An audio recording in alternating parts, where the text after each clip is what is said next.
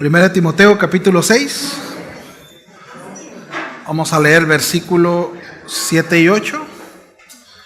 Dice, porque nada hemos traído a este mundo y sin duda nada podremos sacar. Así que teniendo sustento y abrigo, estemos contentos con esto. Vamos a orar. Señor, gracias por tu palabra. Deseamos, Señor, que esta habla en nuestro corazón. Dependemos de ti. Dependemos de tu obra en nuestras vidas, Señor. Gracias, Padre, por tu provisión en el nombre de Jesús. Amén. Bien, en la primera enseñanza reflexionamos acerca de la raíz del contentamiento, ¿cierto? En este caso lo aplicamos al contentamiento conyugal. ¿Sí? Y este descontentamiento que también hablamos radica en un corazón que ha olvidado que Cristo es suficiente, que Cristo lo es todo. ¿Sí? Aprendimos que un matrimonio piadoso no nace en la emoción, no se basa en las emociones ni sentimientos, sino esto tiene que ver con una relación personal con Dios. ¿Sí? Para que un matrimonio sea piadoso, cada uno de los individuos tiene que tener una relación personal con el Señor. Tiene que estar compuesto de dos personas piadosas. ¿Sí? No existe tal cosa de él por la piedad de él o por la relación de él con Dios, entonces mi matrimonio, ¿verdad? Será piadoso. No es así, hablamos acerca de eso. Bien, ahora el apóstol Pablo nos lleva un poco más lejos, ahorita lo que acabamos de leer, ¿no? En esos versos, los versos siguientes, en esta misma carta, él no solo define el contentamiento, sino que nos enseña en cómo se cultiva. De hecho, ese es el tema de esta segunda enseñanza, es cultivando el contentamiento en el matrimonio. ¿Sí? Entonces, el apóstol Pablo habla acerca de eso. De alguna manera, el primer sermón o la primera parte nos muestra la raíz del contentamiento o del descontento. Y este segundo nos enseña precisamente el cómo cultivarlo. ¿Sí? Entonces, en otras palabras, ¿verdad? Repito, el primero desenmascara el problema y ahora vamos a ver cómo remediarlo. ¿Sí? Entonces, repito, el apóstol Pablo continúa con su argumento contra los falsos maestros que predicaban por ganancia, buscando un beneficio propio. Y acaba de afirmar ahí en el versículo 6 que gran ganancia es la piedad acompañada del contentamiento. Y ahora explica el por qué. ¿Sí? Porque la vida humana misma pues es transitoria y lo que realmente poseemos, ¿sí? Pues nunca será material sino espiritual. Es decir, pues no nos vamos a llevar nada, y ahorita es lo que dice. De hecho es lo que dice el apóstol Pablo, ¿no? Porque nada hemos traído a este mundo. Esta palabra, Pablo emplea el verbo eisfero, y esta palabra es traer dentro. ¿Sí? Esta palabra está en tiempo auristo. El auristo presenta la acción como un hecho completo, algo que ya ocurrió, ¿sí? O que se vio en una totalidad, refiriéndose precisamente al acto de nacer. Entonces, la idea es una negación absoluta de posesión original, es decir, venimos desnudos, vacíos, sin nada, ¿sí? Es decir, teológicamente el apóstol Pablo apela al principio de dependencia del Creador. Nada poseemos de manera autónoma. Todo lo que tenemos se nos es dado. Nada es nuestro, principio de mayordomía. Y es la misma idea que tiene el apóstol Pablo cuando le escribe a los Corintios. Recuerdan, se estaban peleando unos a otros en disputas. Y el apóstol Pablo menciona que era precisamente por jactancia en el corazón. Y una de las cosas que les dice ahí en el versículo 7, Nueva Traducción Viviente los leo, pues ¿qué derecho, dice, tienen de juzgar así? ¿Qué tienen que Dios no les haya dado?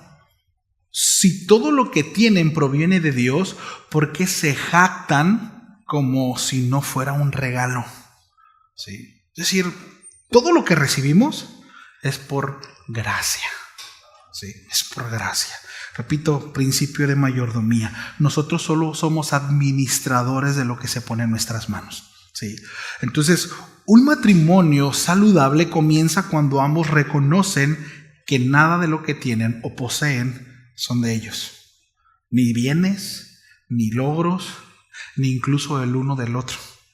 Todo esto les pertenece no por derecho, sino por gracia. Sí, por gracia. Es decir, no nos ganamos a nuestro cónyuge. ¿Sí? Aun cuando el apóstol Pablo habla acerca de pertenencia, la Biblia habla acerca de que nos pertenecemos, ¿sí? Sin embargo, no es algo que nosotros hayamos tenido o hayamos ganado, es algo que nos fue dado por gracia, como los hijos, decimos nuestros hijos, ¿verdad? Sin embargo, tampoco nos los ganamos ni tampoco llegamos con ellos al mundo, sino son del Señor, ¿sí?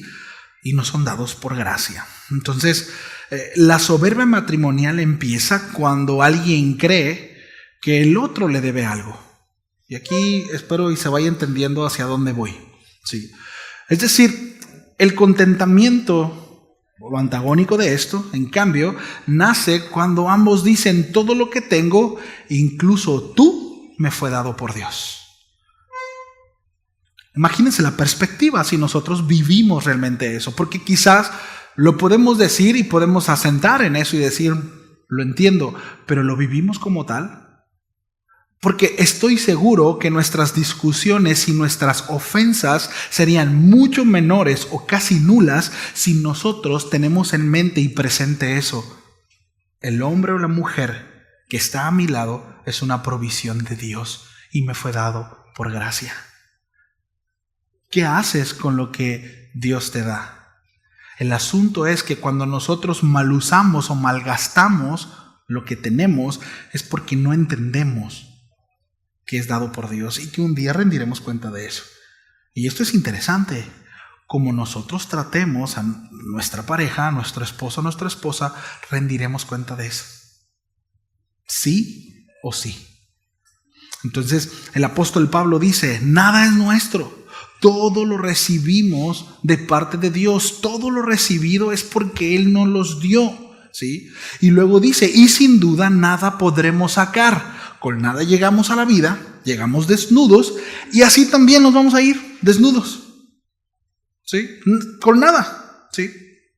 Aquí el verbo que se usa es el verbo exeneg, que significa literalmente sacar fuera, ¿sí? Llevar al exterior. Pablo recuerda una verdad escatológica: la muerte desnuda al hombre de todo lo temporal.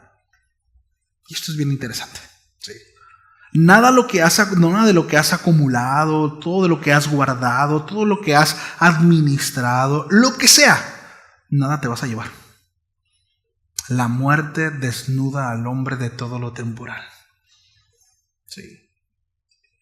Todo. Sí. Entonces, nada de lo que acumulamos cruza la frontera de la eternidad. Ni riqueza, ni reconocimiento, ni bienes, absolutamente nada. Ni nadie. Sí. Nada ni nadie. Y muchos matrimonios pueden llegar a vivir como si el propósito de su unión fuera precisamente eso, ¿no? Acumular casas, éxitos, viajes, prestigios, ¿sí? Y algunos dirán: bueno, pues ese no es mi coco, pastor, porque pues yo ni casa tengo. Pues quizás sí, pero quizás sí vives pensando en eso. O vives persiguiendo eso. No lo tienes, pero te levantas todos los días persiguiéndolo. Al final, el asunto es el corazón, ¿no? Entonces, familia, quizás nuestro descontento y nuestra queja diaria, pues es precisamente por lo que no tienes, ¿verdad? Dices: no, porque algunos dirán: bueno, es que yo no tengo el problema de los ricos. Pues a lo mejor sí, ¿no? Porque en tu corazón estás codiciando un montón de cosas y vives cuidando cosas que ni tienes. Entonces, no debemos de olvidar que lo único que sí llevaremos a la eternidad es el carácter de Cristo, si es que lo hay o no. Y eso está interesante, ¿no? Porque cuando muramos, repito, seremos despojados de todo excepto del carácter o la vida del Señor.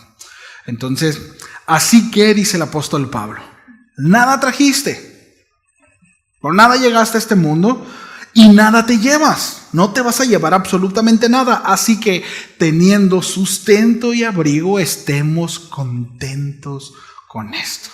Debo decir que este texto es muy desafiante. No solo como matrimonios, que por supuesto vamos a llevar la aplicación del principio a la vida matrimonial, a la vida conyugal, pero como creyente, como discípulo, como iglesia, es un desafío. Es un desafío, ¿sí? Ahora, aquí hay 3 elementos muy importantes. 3 elementos. Sustento. Esta palabra sustento viene de la palabra griega diatrofa y se traduce literalmente como alimento o mantenimiento de la vida. Pablo no está hablando de lujo ni abundancia, sino de lo necesario para vivir, aquello que sostiene el cuerpo y permite continuar con la jornada diaria. El énfasis del texto no es la cantidad, sino la provisión suficiente que viene de la mano de Dios, así como el maná, ¿recuerdan? El pueblo salía y recolectaba ni más ni menos lo necesario. Bueno, ese mismo concepto de provisión sigue teniendo el Señor para con los suyos. No te va a hacer falta lo necesario.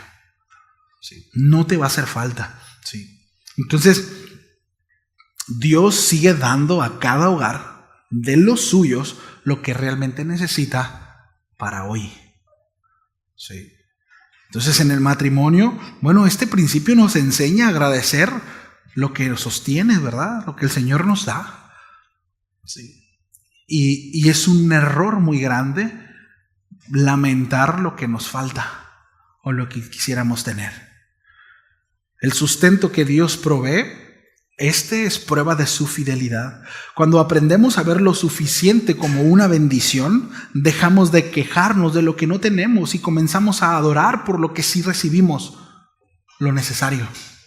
Pero el asunto es que nosotros hemos visto o hemos puesto nuestros ojos en cosas que no son necesarias como necesarias. E incluso hemos sustituido cosas que queremos por cosas realmente necesarias. Y gastamos e invertimos recurso y tiempo en cosas que no son necesarias. Y estamos dispuestos a comprometer y sacrificar cosas que sí son necesarias por esas que no lo son. Sí. Y bueno, fruto de esto, frustración, descontento, ¿sí? Intranquilidad, falta de paz, una ausencia de la presencia misma de Dios. Y cuando estamos insatisfechos, vienen los problemas. La mayoría de los problemas matrimoniales es a causa de recursos. Es a causa de recursos. Pero más allá de que si tenemos o no tenemos, o la provisión está o no está, creo que muchas veces tiene que ver precisamente porque perdemos de vista la provisión de parte del Señor y ponemos nuestra mirada en lo que queremos o deseamos y no en lo que el Señor nos está proveyendo, y no somos agradecidos con eso. Sí. Entonces difícilmente podemos administrar algo que no atesoramos o no valoramos. Lo tendremos por común. ¿Recuerdan, volviendo de nuevo a la ilustración, la uso como tal, del ejemplo del pueblo hebreo en Egipto? ¿Qué pasó con el pueblo, con el maná? Es decir, ¿cuál era su concepto del maná? ¿Recuerdan? O lo empezaron a ver como un pedazo de pan vil, algo simple. Y se empezaron a quejar y dijeron: extrañamos las verduras y la carne de la esclavitud. Estamos cansados de este pan tan ligero. ¿Cuántas veces nosotros nos sorprendemos de eso? Decimos: ¡qué tremendo! Pero qué necedad de ese pueblo. ¿Cómo se atreven a decirle este pan ligero, insípido? Estamos hartos de su sabor, cuando era un pan que venía del cielo. Y la provisión que llega a su mesa, ¿de dónde cree que viene? ¿Cuántas veces quizás literalmente no nos expresamos así, como el pueblo de Israel, pero en el corazón es exactamente la misma queja? Un menosprecio por lo que Dios da. Entonces, es importante, ¿no? El sustento que Dios provee es una prueba de su fidelidad. Y cuando aprendemos a ver lo suficiente como una bendición, bueno, dejamos de quejarnos por lo que no tenemos y comenzamos a adorar a Dios por lo que sí tenemos y dar gracias al Señor por lo que sí tenemos. Después del sustento viene otra palabra que el apóstol Pablo utiliza, que es la palabra abrigo. ¿Sí? En el griego la palabra es skepasmata, así es, y proviene del verbo skepo, que significa cubrir o proteger. Pablo la usa para referirse tanto a la ropa que cubre el cuerpo como el techo que resguarda el clima o el peligro. La idea en ese sentido es clara. Dios no solo provee lo que nos alimenta el cuerpo, sino también lo que lo resguarda y lo preserva con dignidad. ¿Sí? Entonces, el abrigo en ese sentido representa esa provisión que protege, ¿sí? Tanto física como emocionalmente. En un sentido espiritual, nos recuerda cómo es que Cristo mismo es precisamente ese abrigo, ¿no? Esa protección, esa roca, ese resguardo, ¿sí? Entonces, Él es quien cubre nuestras vergüenzas, ¿no? ¿Recuerdan allá en Génesis, en el capítulo 3, versículo 21? Por su gracia, ¿no? Bueno, es el mismo Dios que sigue protegiéndonos, es el mismo Dios que sigue guardándonos. Es decir, bajo la cobertura del Señor tenemos todo lo necesario en ese sentido. Entonces, en el matrimonio también esto nos enseña que Dios no solo da lo necesario para vivir, sino que también lo necesario para permanecer seguros, juntos, bajo sus estatutos, bajo sus mandamientos, cubriendo incluso nuestras debilidades con su misericordia. Y un hogar que reconoce ese abrigo divino, bueno, aprende a protegerse mutuamente con amor, con respeto, comprensión y ternura, dijera aquel, ¿no? Sí. Sabiendo que precisamente quien lo cubre es Dios mismo. Y eso es un principio importante, ¿eh? Porque aun cuando el apóstol Pablo habla acerca de ese cuidado físico, entendemos que el Señor tiene un cuidado especial para con nosotros. Y esto tiene que ver con lealtad. El carácter de Dios así es. Él es leal para con los suyos. A pesar de que el pueblo no era leal para con Él y nunca ha sido leal para con Él, o dado la respuesta que el Señor espera, bueno, Dios sigue siendo fiel para con los suyos. ¿Sí? Y esto nos lleva, familia, a ser leal entre nosotros. ¿Sí? Quiero poner un ejemplo. Usted, quienes son papás, pero ¿se pondría a hablar acerca de las debilidades de sus hijos a manera de crítica con otra persona? ¿Lo haría? ¿Por qué? ¿Acaso si ve una debilidad en sus hijos no intentaría cuidar esa debilidad? ¿O lo expondría para que todos supieran esa debilidad? Sí saben a lo que voy, ¿no? Es muy deshonesto cuando nosotros no somos leales en el matrimonio. Y cuando no lo somos entre nosotros, por supuesto, pero en el matrimonio. Es muy lamentable cuando cuando buscamos un consejo, pero a veces la motivación no tiene que ver con un consejo en qué hago yo, sino necesito un cómplice que esté de acuerdo conmigo que mi esposo o mi esposa está mal. Y de repente voy con un hermano o una hermana y ya dejo mal a mi esposo o mi esposa, pero como que no me latió mucho lo que me dijo y no estoy tan de acuerdo y busco otro o busco otra, consejero o consejera. Y al rato el esposo o la esposa quemada con media iglesia, ¿no? Necesitamos ser leales. Necesitamos ser leales entre nosotros. Es importante, ¿no? El apóstol Pablo luego habla acerca de estar contentos con esto, ¿sí? Es decir, con lo necesario para vivir, con lo que nos da el Señor, lo necesario que nos da para cubrirnos, ¿sí? Y dice, estemos contentos con esto. Esta palabra es una palabra que hablamos en el principio, lo de el contentamiento en el versículo 16, ¿sí? Es la palabra ariqueo donde se deriva precisamente este contentamiento, ¿sí? Entonces, es muy interesante porque esta palabra sugiere una decisión interna continua. Es decir, seguiremos eligiendo estar satisfechos. Bien se pudiera traducir así, ¿no? Estemos contentos con esto. Tiene que ver con una decisión personal. Elijo estar contento, decido. Y aquí tiene que ver con actitud. Esto no tiene que ver con una emoción. No tiene que ver con, no, ya le voy a echar ganas. Y a los 5 minutos ¿no? O ya vi la toalla tirada y las ganas, ¿para dónde se fueron? Ahí se tiraron junto con la toalla, ¿verdad? No se trata de eso, no se trata de echarle ganas según las circunstancias, sino una determinación constante y continua en mí. ¿Sí? Es decir, seguiremos eligiendo estar satisfechos. Sigo eligiendo estar satisfecho. De nuevo, tiene que ver con una actitud deliberada del corazón, una decisión consciente que brota del entendimiento de lo que Dios ya ha hecho en mi vida y de lo que Dios está haciendo en la vida de mi esposo, mi esposa. ¿Sí?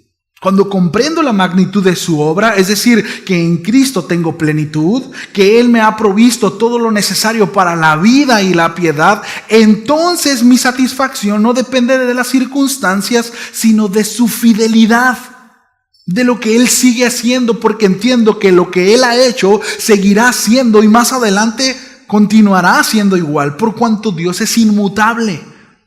¿Sí? Es el mismo. Y Él continuará obrando. Por eso, familia, el contentamiento no es algo que se sienta. Y hay algo muy diferente de contentamiento a la felicidad. Hace algunos años hablábamos acerca de eso. En busca de la felicidad se llama la enseñanza.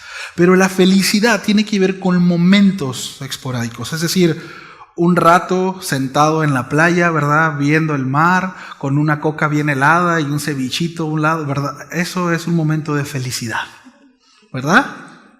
Pero el asunto es que después tienes que levantar todo, tienes que levantar campamento y tienes que regresar a tu casa y llegas todo cansado y volteas a ver el carro lleno de tierra y bajar y la felicidad se fue. ¿Sí lo vemos? La felicidad no es un estado, son momentos. Y son muy bonitos.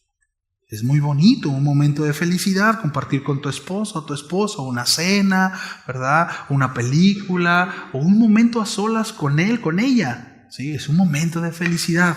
El contentamiento no es una emoción. El contentamiento es un estado. Y muchas veces en el corazón y en el estómago puedes sentir un montón de cosas que no tienen nada que ver con cosas bonitas. Sin embargo, decido estar contento. Decido seguir siendo agradecido a Dios por mi esposo, por mi esposa y por las circunstancias por las que estoy viviendo aún. ¿Sí? Que quizá no son las mejores, no son las que quisiera, pero aún en medio de eso habrá cosas por las cuales sí puedo dar gracias a Dios. Sí, ¿cuántos saben de los que estoy hablando? Entonces, por eso el contentamiento no es algo que se sienta, se elige. Se elige, ¿sí? Y esa elección nace de la piedad. Yo no podré tener la capacidad de elegir el contentamiento si estoy desconectado de Dios. ¿Por qué cree? Y lo vimos en la enseñanza pasada, ¿sí? La amargura me ganará, la frustración me ganará, el desconsuelo, mi desconexión con el Creador será, por supuesto, me llevará a una ruptura emocional constante. ¿Sí? Entonces, esa elección nace de la piedad, de una vida rendida al Señor que ha aprendido a decir, si tengo a Cristo, tengo lo suficiente. Pregunta, ¿Cristo es suficiente para usted?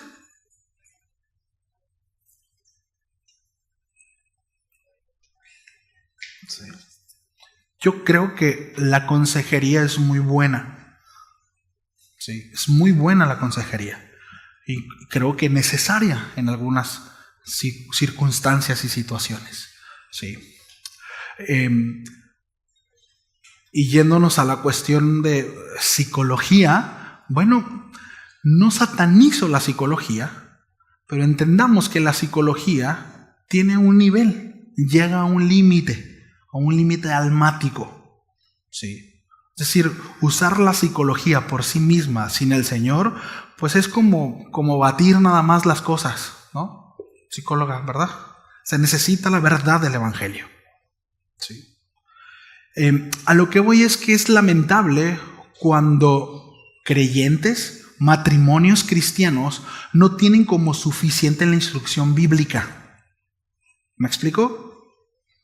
Es decir, es mucho más sencillo, y no digo que todos los psicólogos lo hagan, pero es mucho más sencillo que te digan, es que tú eres víctima de las circunstancias y no eres responsable de cómo te sientes. Y no eres responsable de lo que estás pasando. Y no eres a que vayas a la Biblia y te diga, ama a tu esposa, niégate a ti mismo. Deja de amarte como te amas. Deja de ser un cocodrilo, deja de ser un mantenido, deja de ser un flojo, no sé lo que le quieran poner, ¿sí? O que vayas a la palabra y que te diga la palabra, sujétate a tu esposo, sé una mujer mansa, ámalo, sírvele junto a tus hijos, administra bien tu casa. ¿Me explico? Es mucho más sencillo que te digan tú eres víctima a tú eres victimario, arrepiéntete de tus pecados. ¿Sí o no? Repito, estoy a favor de la consejería. Creo que es necesario acercarnos a matrimonios piadosos que nos ayuden a entender muchas cosas, porque a veces no vemos con claridad. Pero necesitamos entender que la palabra de Dios es suficiente. Si eres hijo de Dios, si eres cristiano, si tu matrimonio está fundamentado sobre la roca, entiendo que vendrán situaciones adversas, que tu matrimonio será golpeado, que vas a vivir situaciones que realmente te van a tambalear, pero debes de entender que Cristo es suficiente, que la palabra de Dios es suficiente para que tu matrimonio te salga a flote. ¿Sí lo vemos? Él es suficiente en todo sentido. Sí. Si tengo a Cristo, tengo lo suficiente. De nuevo, ¿lo crees? ¿Y por qué vivimos nuestros matrimonios así?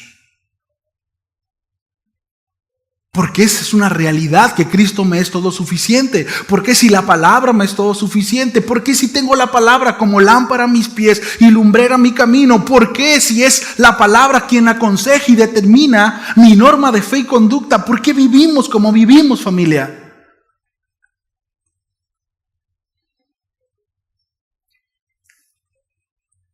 Pablo nos enseña 3 fundamentos para cultivar el contentamiento conyugal. 3 fundamentos. 1, reconocer nuestra temporalidad. Sí. No trajimos nada y nada sacaremos. Estamos de pasada. Estamos de pasada. Es un momento breve. Hace un momento mi esposa y yo nos volteábamos a ver porque veíamos allá a nuestro hijo. ¿En qué momento creció tanto? ¿En qué momento? Era un bebé hace poquito.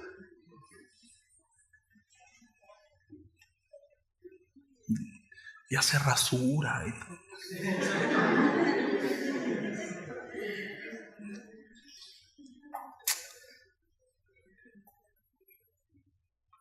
Somos una pasadita.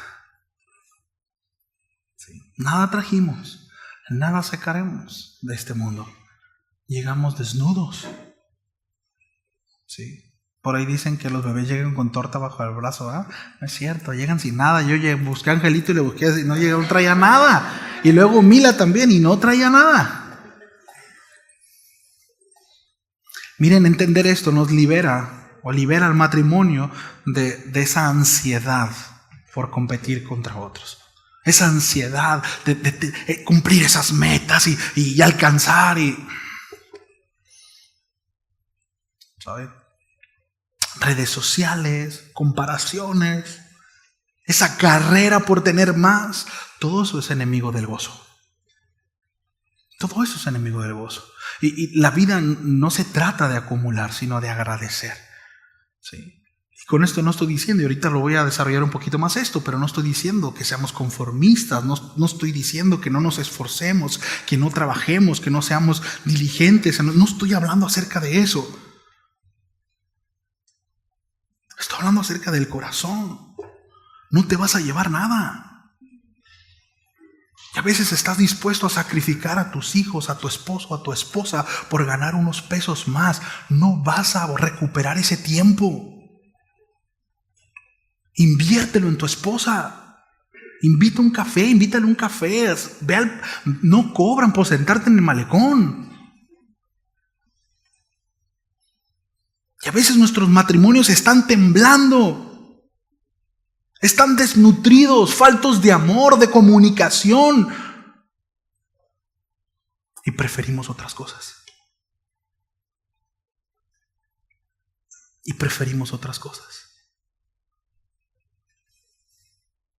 Reconocer nuestra temporalidad. No trajimos nada, no nos vamos a llevar nada. Sí. No nos vamos a llevar nada. Cuando menos lo esperes vas a ser un anciano o una ancianita. Y qué triste ser un anciano. Yo no me veo, y espero Dios me lo permita, ser anciano y tener a mi esposa a mi lado y que podamos acompañarnos. ¿Sí? Entonces, otro fundamento para cultivar el contentamiento conyugal que nos enseña el apóstol Pablo, bueno, apreciar lo esencial, teniendo sustento y abrigo. ¿Sí? El contentamiento crece donde la gratitud florece. ¿Sí? Muchos matrimonios no carecen de cosas, carecen de gratitud. Y se estresan y porque no tienen lo que quieren y no se dan cuenta que tienen lo que necesitan. Sí. Y cuando nuestra salud o cuando la salud de alguien está comprometida, de nuestra familia, es cuando de repente valoramos todo ese tipo de cosas. Entonces, Dios no prometió que tendríamos todo lo que queremos. Ese no es el Dios de la Biblia. Pero el Dios de la Biblia sí prometió que nos daría todo lo que necesitamos. Y a veces la escasez es necesaria. A veces un momento de escasez, un momento de dolor, un momento de aflicción es necesario. Sí. Huimos del dolor, pero la Biblia nos enseña que el dolor purifica y nos hace crecer y nos hace avanzar. Sí. Otro fundamento para poder para cultivar el contentamiento conyugal es decidir de nuevo estar contentos. ¿Sí? Estemos contentos con esto, y lo mencionaba ahorita, ¿no? El contentamiento no es una emoción que llega, no es como que un día me voy a levantar y voy a decir, ay, como que quiero estar contento. No será así. No, es una decisión que se cultiva cada día, ¿verdad? Los esposos, las esposas deben de elegir la gratitud por encima de la queja, la fe por encima del miedo, la piedad por encima de la codicia y cuantas cosas puedan pasar por enfrente. Sí. Cuando aprendemos a decidir estar contentos, comprendemos que el contentamiento no depende de lo que tenemos, sino de en quien confiamos. Sí. Porque ¿cuántos de nosotros en algún momento dijimos, mira, no, pero cuando tenga carro? Y tuve carro, pero cuando tenga esto, y lo tuve, no, pero cuando... Y eso es solamente un reflejo de que nuestra insatisfacción no tiene que ver con lo que tenemos o con lo que no tenemos. Tiene que ver con el corazón. Si yo ganara un poquito más, si ganara 5,000 pesos más, y ahorita estoy ganando 15 y estoy en las mismas. Entonces, debemos de aprender a decidir estar contentos. ¿Sí? De esta manera vamos a comprender, ¿sí? Repito, que el contentamiento no tiene que ver con lo que tenemos, sino en quién confiamos, en nuestra relación con el Señor. ¿Sí? Sin embargo, cuando esa decisión se descuida, ¿sí? Y damos lugar a la queja constante, bueno, dejamos de cultivar la gratitud y de mirar a Dios como esa fuente suficiente. El corazón empieza a mirar hacia otro lado. Y es ahí donde nace el peligro. ¿Sí? Es decir, cuando dejamos de agradecer y comenzamos a codiciar. Y empezamos a voltear a ver, mira, tiene 2 vasos y yo tengo 1 nomás, yo quiero tener 2. Y veo la manera de tener ese vaso porque yo quiero tener 2 vasos. ¿Sí? Entonces, ahí es donde nace el peligro. Y la Escritura nos muestra el ejemplo más claro en ese sentido. ¿Sí? Lo vemos en el principio de todo. El principio de la historia humana. Génesis 3. Y vio la mujer que el árbol era bueno para comer y que era agradable a los ojos y árbol codiciable para alcanzar la sabiduría. La Escritura en Eva nos revela que el descontento siempre comienza en la mirada. Cuando los ojos se desvían de lo que Dios ya dio y se fija, ¿sí?, en lo que parece que falta. Ojo con esto. ¿Sí? Cuando se desvía de lo que Dios ya vio y se pone en lo que parece que falta. ¿Sí? Y lo mismo ocurre en muchos matrimonios hoy. Cuando dejamos de valorar, ¿verdad?, el jardín que Dios nos confió, terminamos deseando el árbol que no nos pertenece. Sí. Familia, Eva lo tenía todo. No sé si alguna vez has reflexionado en eso. Comunión con Dios, un esposo santo. No era como que Adán decía, me voy con mis amigos a jugar y le llegaba en la madrugada, ¿verdad? No era un hombre flojo, era un hombre trabajador, estaba cumpliendo el propósito de Dios. Sí, bueno, ahí hay algunos detallitos de Adán, ¿no? No deja de ver, pero el asunto es que tenía un esposo que tenía una relación con el Señor, era un esposo santo, había un huerto perfecto, había abundancia de provisión. Pero la serpiente sembró en ella la idea de carencia. Cuidado, hermanas, con que Dios ha dicho que no puedes comer de todo. Sí, lo tenía todo. ¿Sí te has dado cuenta que no tienes todo? ¿Que te falta uno? ¿Ya viste? Deseable. Ese cuestionamiento sutil generó descontento en un corazón que antes estaba pleno. Por eso el apóstol Pablo dice, no ignoréis las acechanzas del diablo. No podemos echarle la culpa de todo al diablo. ¿Sí? Ayer no es nuestra responsabilidad. Él hace lo suyo. Él hace lo propio. Como el enemigo que es. ¿Sí? Pero qué interesante. ¿Sí? La ingratitud es el preludio del pecado. Y lo que Eva experimentó precisamente en el Edén es exactamente lo que muchas parejas experimentan hoy en día. Un exceso de opiniones y una escasez de gratitud. Sí, comadre, déjalo. Porque tú te mereces algo mejor. Yo me merezco. O déjala, compadre. No, mijo, déjala. Hay tantas allá afuera. Exceso de opiniones y una escasez de gratitud. Entonces, cuando no estamos satisfechos en Cristo, bueno, el alma busca suplencias. Sí, no es culpa de la esposa o la esposa. Sí, el alma busca suplencias y viene la codicia a querer más de lo que tenemos. ¿Sí? O lo que no nos corresponde. Comparaciones. Medir mi vida o mi matrimonio con el de otros. O a mi esposa o a mi esposo. ¿Verdad? Mira, ¿por qué él sí y tú no? Pero mira lo que estás haciendo. ¿Por qué no eres como él? ¿O por qué no eres como ella? Mira, ella hace esto, ella hace el otro. ¿O no cocinas como mi mamá? ¿O no eres como mi papá? Yo nunca vi a mi papá decirle eso a mi mamá. Comparaciones. Terrible, ¿no?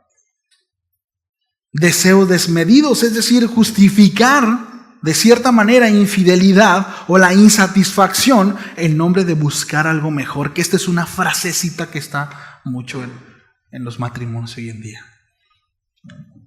Te mereces algo mejor. Por ahí me topé un video que tenía por título: Salvé mi matrimonio cuando permití que otro entrara en él. Y caray, me llamó la atención. Era un fragmento de un podcast donde estaban hablando de que su matrimonio se estaba rompiendo y él descubre a su esposa haciéndole infiel. El caso es que cuando platican, ¿no?, ellos llegan a la conclusión que para poder salvar su matrimonio era necesario que hubiera un tercero. Y a partir de ese momento llegan al acuerdo de que ahora serían ellos dos y otros. No. El asunto es que lo estaban platicando con tal familiaridad y con tal aceptación. Sí. Y a lo mejor nosotros nos asustamos, pero a ver, estamos cortados con la misma tijera. ¿Me explico? Pecado es pecado. Y a veces las conclusiones, permítame decirlo así, tan tontas y absurdas a las que llegan en el mundo, muchas veces dentro de la iglesia se dan también. Sí. Es una tontería. Porque es más sencillo decirle a ella: sí, mi amor, lo que tú digas, a tener que tomar riendas en el asunto. De nuevo, la comodidad. Sí. Porque todos no tenemos problema con Dios.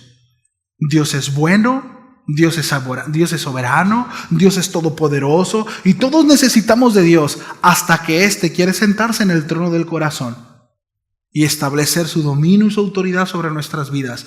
Ahí es donde decimos: no está tan chido Dios, ¿verdad? Y buscamos esos otros caminos. Entonces, el enemigo, familia, no necesita destruir un matrimonio con un escándalo. Le basta con sembrar la semilla del descontento. Mira, tu esposo no es como fulano. Mira, tu esposa no es como ella. Si tan solo hiciera esto como él o como ella. Codicia.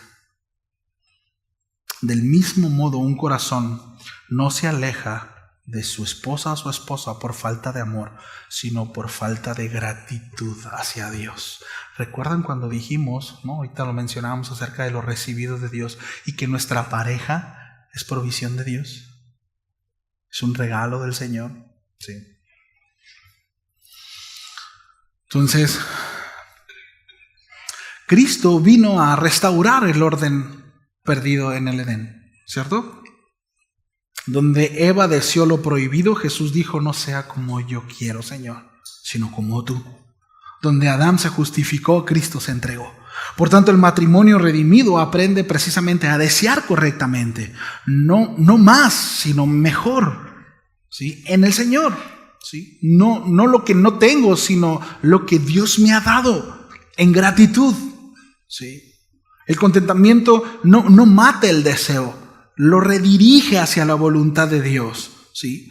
Y como mencionaba hace un momento, no estamos hablando de conformismo ni de negligencia en cuanto a la provisión, ¿sí? No estamos hablando acerca de eso. Ser contentos no significa, o estar contentos no significa renunciar al crecimiento, sino crecer con gratitud, reconociendo que lo que Dios ya nos ha dado es suficiente punto de partida. ¿Me explico? Entonces, cuando hablamos de una verdadera prosperidad, aquella que no se mide por la cantidad de bienes, sino por la calidad del corazón, bueno, es cuando encontramos una verdadera plenitud, ¿sí? Porque siempre relacionamos directamente prosperidad con cuestiones económicas. Hay gente con mucho dinero que es miserable, ¿sí? Entonces, no se trata de eso. Ahora, de nuevo, el varón debe de trabajar. Debe de esforzarse, proveer y procurar el bienestar de su hogar, pero debe de hacerlo con un corazón instruido en la mayordomía, entendiendo que la plenitud no previene, la provisión no proviene de su sueldo, sino de la comunión con el Señor, ¿sí? Y de todos esos procesos a los cuales Dios los está llevando, ¿no? Ahí es donde encontramos la plenitud también. Entonces, así el matrimonio aprende a avanzar de nuevo, ¿no? De esa manera aprendemos a avanzar sin ansiedad, ¿sí? En paz, a soñar sin codiciar, ¿entiende eso? ¿Sí? A esforzarse sin perder la paz. Son líneas muy delgadas. Entonces, bueno, por otro lado, la esposa pues debe de aprender a administrar con sabiduría lo que Dios provee por medio de su esposo. En primera instancia, hermanas, reconociendo que la provisión no depende del salario, ni depende del jefe, ni del esfuerzo humano, sino del Dios que sostiene y bendice todo trabajo fiel. Y ciertamente aquí es donde como pareja, bueno, nos apoyamos, ¿verdad? A ser diligentes. Oye, mi amor, entras a las 8 de la mañana, pues bueno, por lo menos ve saliendo a las 7 de la casa, ¿verdad? No quédate este ratito aquí conmigo, mi amor. No, tiene que trabajar. Ayúdale, ¿no? O sea, ser diligente, bueno, es parte de su trabajo como esposa, ¿no? Entonces, bueno, en ese sentido, hermanas, pues no deben de olvidar que Dios es el sustento y que todas y cada una de sus necesidades son suplidas por su Señor, aunque el canal visible sea el esposo, pero al final es Dios quien provee, ¿verdad? Entonces, bueno, cuando el corazón de la esposa entiende esto, pues también administra con gratitud. Lo poquito que se le da, entiende que es dado por Dios. Y no lo toma y dice este pan tan ligero, sino lo atesora. Sí. Y da gracias a Dios. Y honra a su esposo con prudencia. Y honra a Dios con confianza. Sí. Porque en el hogar cristiano, sí, bueno, el trabajo es el medio, repito, pero Dios es la fuente. ¿Cierto? Entonces, bueno, 5 puntos. Todavía no cierro, pero voy a hablar acerca de 6 puntos, de cómo cultivar el contentamiento en el matrimonio. Y algunos ya los mencioné en la enseñanza primera. 1, practicar la gratitud de manera intencional. Sean intencionales en el agradecimiento, en lo más mínimo. Gracias. Voy a empezar por esto. Cuando su esposa le sirve comida, ¿sí le sirve comida, hermano? ¿Sí? ¿Da las gracias? Empezando por ahí. Gracias. Gracias por esa comida tan rica. La gratitud es algo bien importante. Hace unos días, ha sido semanas pesadas por el trabajo y esta última semana por la situación de mis sobrinas. Ha sido una semana muy pesada. Emocionalmente, físicamente, y mi esposa me mandaba un video hace unos días en donde el video hablaba acerca de la gratitud, ¿no? Del esfuerzo del varón y cómo ella se sentía segura por el esfuerzo del hombre, ¿no? Y me ponía unas palabras, no se las voy a decir, esas son para mí, pero les voy a ser sincero, me dieron energía de aquí a 2 años. ¿Me explico? Fueron vitaminas para mí. El escuchar esas palabras de parte de mi esposa para conmigo. ¿Sí? Y ciertamente el cuerpo cansado, pero fue energía, ¿no? Y en ese momento me levantó el ánimo. Me ayudó muchísimo. O sea, cuán importante es el hecho de que nosotros seamos agradecidos y que no busquemos. Fue en un momento X del día que me llegó ese video y ese mensaje, ¿no? Entonces, es una bendición cuando nosotros practicamos de manera intencional la gratitud y reconocemos a nuestro esposo o nuestra esposa como precisamente una provisión de parte de Dios. Gracias, Señor, en primera instancia, Dios, gracias por mi esposa, gracias por mi esposo. Y cada día el hecho de expresar agradecimiento verbal el uno al otro, porque a lo mejor diga, no, es que ella ya sabe que estoy agradecido, es que él ya sabe que estoy agradecido. Pero díselo, cabezón. Díceselo. Díganselo. Hace algunos años, no hace tantos, tuve la oportunidad, esto ya lo platiqué hace algún tiempo, pero creo que ilustra muy bien el punto que estoy intentando desarrollar. Hace algunos años tuve la oportunidad de poder estar en los últimos días de un ancianito. Y meses antes de que falleciera, pidieron consejería. Y una de las cosas que ella le pedía a él era: tú nunca me has dicho que me amas y nunca me has agradecido. No me agradece por nada, pastor. Y él volteaba y decía: pero si tú sabes que te amo, mujer, le decía. Si tú sabes que estoy agradecido, porque me has cuidado, pero ¿por qué te lo tengo que decir? Él no era de este país. Y el caso es que cuando estuvo en sus últimos momentos, sus últimas horas, al final yo le pregunté a él si quería decir algo a alguien en particular o dirigirse a alguien, y él dijo sí, y mandó llamar a su esposa. Y frente a mí, como pudo, volteó, la miró a los ojos y le dijo: amor, muchas gracias por todo. Gracias por cuidarme, gracias por amarme. Siempre fuiste el amor de mi vida. Para ella fue algo tan impresionante porque nunca lo había hecho. Y ella se quebró y lloró y lo abrazó. Y gracias a Dios que tuvo la oportunidad de despedirse así.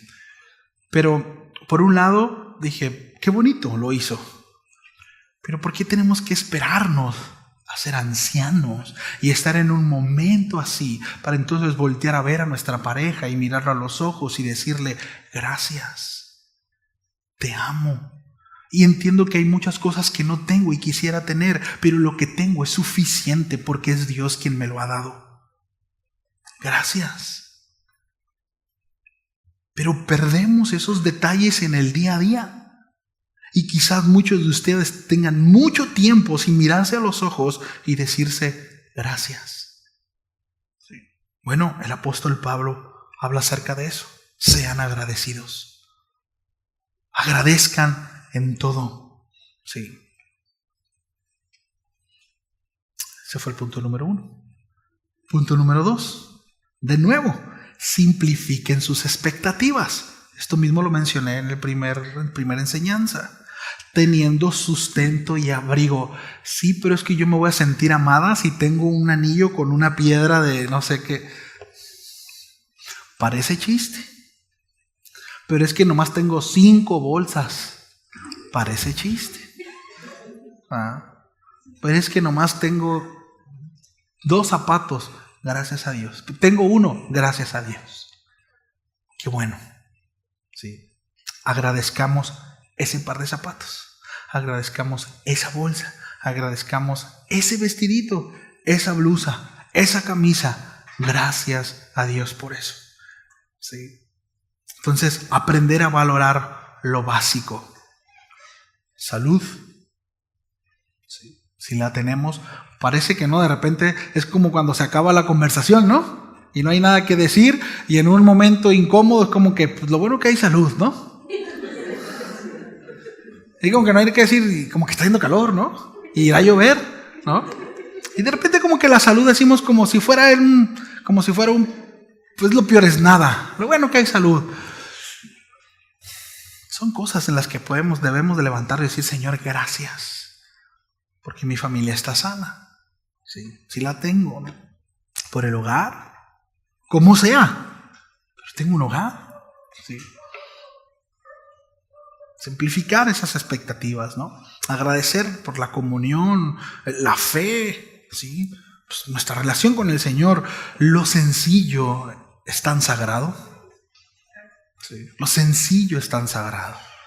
Hace muchos años mi esposa me decía a mí, como todo hombre, ¿verdad? Y me llevaba a ser más detallista y me decía: amor, es que quiero que seas más detallista, ¿no? Y yo sí soy detallista, ¿no? Y un día, entre lágrimas y risas, mi esposa me dice, y ahora nos da risa eso, pero dice: aunque sea un mazapán, tráeme, ¿no? Aunque sea un mazapán. Pues aunque sea un mazapán, mi hermano, ¿no? Hace poquito, bueno, no hace tan poquito, pero sucedió, ¿no? Llegó de la tienda mi esposa y me dio un chocolate y me dijo: yo sí me acordé de ti, ¿no? Sigo creciendo, brother. simplifiquemos nuestras expectativas. Sí. Ya hablamos acerca de expectativas sanas y expectativas no tan sanas. Simplifiquemos nuestras expectativas. Sí. De nuevo, sin subsidiar negligencias, ¿no? Voy a tomar el clavito de Bogdan, ¿no? Ese clavito, bueno, de perdida que de aquí a 3 años ponga el clavito a mi esposo. Pues tampoco, ¿no? Pero sí, en ese sentido tenemos que tener cuidado. Punto número 3, ¿sí? Que también lo toca en lo otro. De nuevo, reforzando la idea. Orar juntos. En serio, aquí me voy a meter un poquito más adentro. Orar en pareja no solo fortalece nuestra relación con Dios, sino también entre nosotros. Es muy importante, ¿sí? Es importante escuchar el corazón de nuestro esposo, escuchar el corazón de nuestra esposa, y quizás al principio va a ser algo incómodo, va a ser algo difícil, pero necesitamos practicarlo eso. Necesitamos llevarlo y conocer. Muchas veces nosotros no conocemos las peticiones de nuestro esposo o nuestra esposa. No sabemos por lo que están orando, por lo que están clamando. Quizás nunca ustedes lo han hecho. Quizás nunca han clamado juntos a Dios. No lo sé. Pero el asunto es que estoy convencido que necesitamos ser mucho más cómplices en el matrimonio. Debe de haber complicidad. Y cuando nuestro corazón se derrama juntamente con el corazón del Señor, pues cosas suceden. No es tu rollo y mi rollo y a ver cómo le hacemos los dos. ¿No? Oración juntos. Que ambos estemos en un mismo sentir en cuanto al Señor, ¿no? Eso es importante. Punto número 4. Cuidar lo espiritual antes que lo material. ¿Sí? No hay éxito financiero que compre la riqueza espiritual. ¿Sí? No hay éxito financiero que compense la pobreza espiritual. No hay. Un matrimonio rico en fe soportará cualquier escasez material. Hace algunos años, cuando estaba el COVID, un tío de Mexicali vino y nos platicaba una situación. Él tenía un amigo desde la niñez y juntos pues, crecieron, hicieron de las suyas. Mi tío se convierte al cristianismo y le predica. Este amigo tiene mucho dinero, sus papás son dueños de muchas gasolineras en México y en Estados Unidos. Entonces él le dice, yo no necesito a Dios. Yo lo que quiero lo tengo porque no tengo necesidad de Dios. Y él decía, es que Dios es para los pobres. Cuando viene COVID, su esposa enferma muy grave, gastó y la llevó a donde pudo y su esposa al final falleció, pero él se acercaba antes de que su esposa falleciera, estaba muy grave, y él le decía, por favor, ora a tu Dios para que sane a mi esposa. Ora a tu Dios y pues no sanó y falleció. Y a los meses su hijo le da COVID y se pone muy grave y va a la iglesia y pide al Señor y le dice, por favor, dile a tu Dios. Y mi tío me contaba, ¿no? Y le decía, puede ser tu Dios también. Hazlo tuyo. Y él decía, no, él a mí nunca me va a escuchar. Yo lo negué muchos años. Que él le decía, mi Dios no puede hacer nada ahora. Él refiriéndose al dinero. Y falleció su hijo también. Entonces, lo material nunca compensará lo que realmente vale. Jamás. Y de nuevo, quizás usted diga, pastor, yo no tengo ese dinero. Yo no tengo como Dios al dinero. Ni tengo, ¿verdad? Como la frase esa, ¿no? El dinero no es problema, no hay. ¿Verdad? Pero a veces no lo tenemos, pero vivimos correteándolo. ¿No? Somos como el correcamino, ¿no? Como el coyote correteando el correcamino. Nunca lo alcanza. Pero su motivación de vida es alcanzarlo un día. Y quizás así estamos nosotros. ¿Sí? Nunca lo vas a alcanzar. Pero tu motivación de vida es algún día poder alcanzarlo. Es terrible vivir así. ¿Sí? Hombre, si como hombre o mujer descuidamos las cosas esenciales de nuestro matrimonio, aquellas que Dios nos ha encomendado según nuestra función y nuestro llamado, es momento de revisar nuestras prioridades. Es momento de revisar nuestras prioridades. Sí. No confundamos, ¿no?, esa aparente tranquilidad con salud espiritual, ¿sí? Muchas veces el hecho de que estemos de acuerdo los dos no siempre significa que estamos bien. Necesitamos ir a Dios, porque podemos estar bien intencionados, pero también bien equivocados, ¿no? Y a veces los dos. Por eso necesitamos ir al Señor y buscar la dirección de parte del Señor. Entonces, pues bueno. Otro punto, ya para entrar a la conclusión: reemplazar la comparación con la celebración. Sí. En lugar de mirar lo que otros tienen, celebren lo que Dios ha hecho en ustedes. Sí. Es muy dañino, de nuevo, voltear a ver lo que los demás tienen. Sí. Agradezca, ¿verdad?, a su esposo. Sí, ahí cuando está roncando, ¿verdad?, todo lo que da, dele gracias a Dios por esos soniditos nocturnos. ¿Sí? ¿Me ayudan con el piano? ¿Me ayudas con el piano, por favor, César? Sí, dele gracias a Dios por eso. Sí.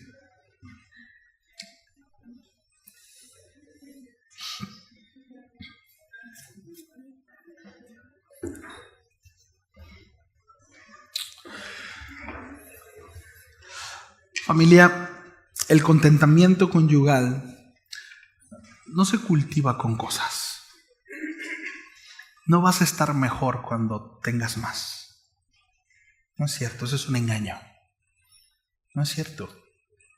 Y entiendo que hay escasez, y entiendo que hay momentos de necesidad, y entiendo que a veces quisieras tener ciertas libertades, porque al final la economía es lo que te da libertad, ¿no? Pero cuando lo tengas, no va a variar en tu contentamiento. ¿Sí me explico? O sea, el contentamiento no depende de eso.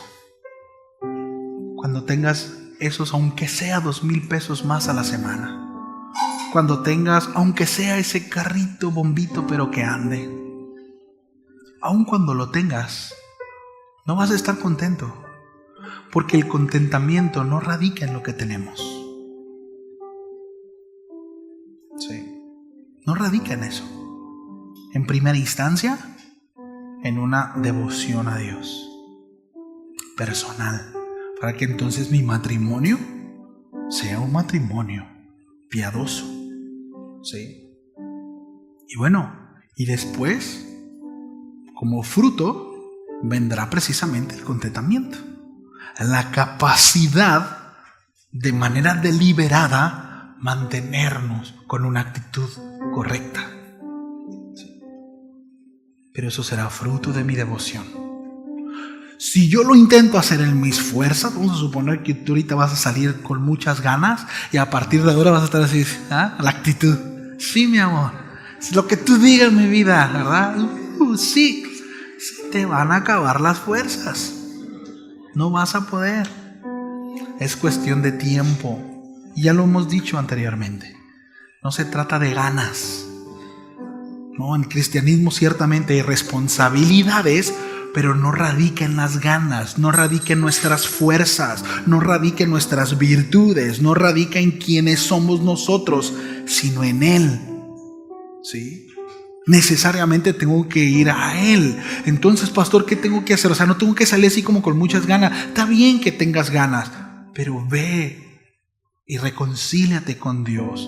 Ve y empieza a ejercitar tus disciplinas espirituales. Empieza a leer la palabra de Dios. Métete en la palabra de Dios. Ora al Señor. Pasa tiempo con Dios. Deja de ver tanto lo que ves. Deja tu teléfono a un lado y métete con el Señor. Apártate. Ama su presencia. Desea su presencia. Métete ahí. Y entonces, solo hasta entonces vas a empezar a ver fruto.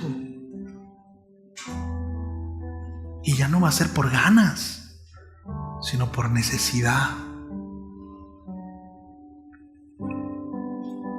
Y ahí está la responsabilidad. Pero no puedes pelear tus batallas sin Dios. No puedes.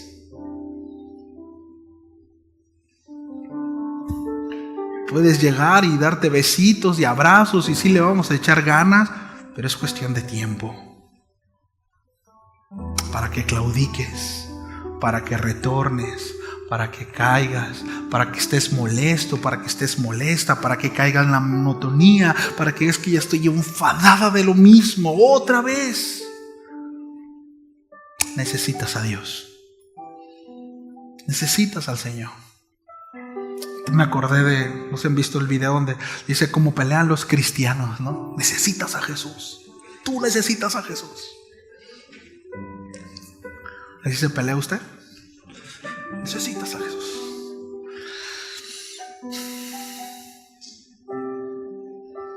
Aprender a decir esto basta es una de las expresiones más maduras en la fe. Esto es suficiente. Gracias, Señor.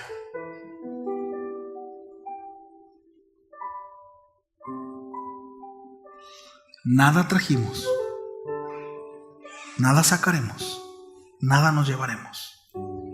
Así que mientras tengamos el amor de Dios, el abrigo de su gracia y el sustento de su palabra, tenemos más que suficiente. Como le mencionaba al principio, esto es un desafío para todos. Es un desafío. Vivir en contentamiento es un desafío que les hacía a aquellos hombres que estaban en medio del Coliseo romano. Mantenerse, no negando su fe cuando les decían vamos a matar a tu esposa, a tus hijos, y aun cuando frente a ellos lo hacían, porque no negaban su fe. ¿Qué los hacía mantenerse firmes?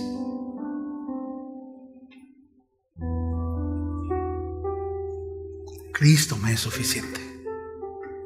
Si a Dios tengo, nada me falta. Sí, Él es suficiente. Un matrimonio satisfecho en Cristo es un matrimonio blindado contra el pecado. Pero si su matrimonio no está caminando en piedad, es un matrimonio expuesto. Es un matrimonio expuesto al pecado, a la codicia, a la mentira, a la blasfemia. ¿Sí lo ven? Cuando un corazón aprende a estar contento, bueno, la tentación pierde poder.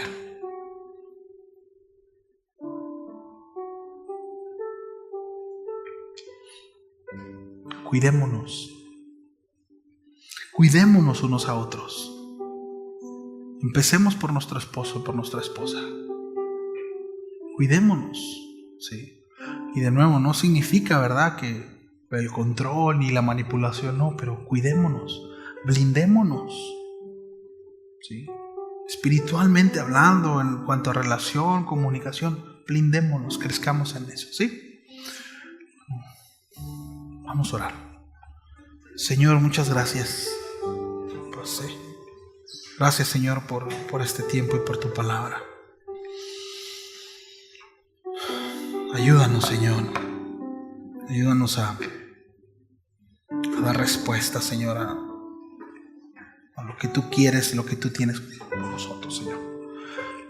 Gracias, Señor, porque tú estás sobrando en nuestras vidas y porque sabemos que todo lo que necesitamos en nuestra persona y en nuestro matrimonio, eres tú quien lo suple y eres tú quien lo das. De verdad, muchas gracias, Señor. Ayuda, Señor, a mis hermanos para que sus matrimonios sigan creciendo y sigan madurando. Ayuda también, Señor, a mi matrimonio, a mi esposa, a mí. Ayúdanos, porque necesitamos, Señor, de ti. No es suficiente con el afecto que hay en nuestro corazón. El amor que nos tenemos radica de ti. Tú eres la fuente del amor. Y cuando nosotros descuidamos nuestra relación contigo, Señor, la realidad es que lo que surge de nosotros tiene que ver contigo, tiene que ver con nuestra carne. Y quizás hay buenos deseos y hay buenas intenciones, pero, Señor, estas son muy limitadas. Y en algún momento, Señor, careceremos de lo necesario para mantener a flote nuestras relaciones. Así que te pido que nos ayudes reconocemos que necesitamos de ti. Reconocemos que necesitamos de tu guía y que en nosotros haya la diligencia de la obediencia, Señor. Y que podamos sujetarnos a tu palabra. Ayúdanos, Señor. Te lo pedimos en el nombre de Jesús. Amén.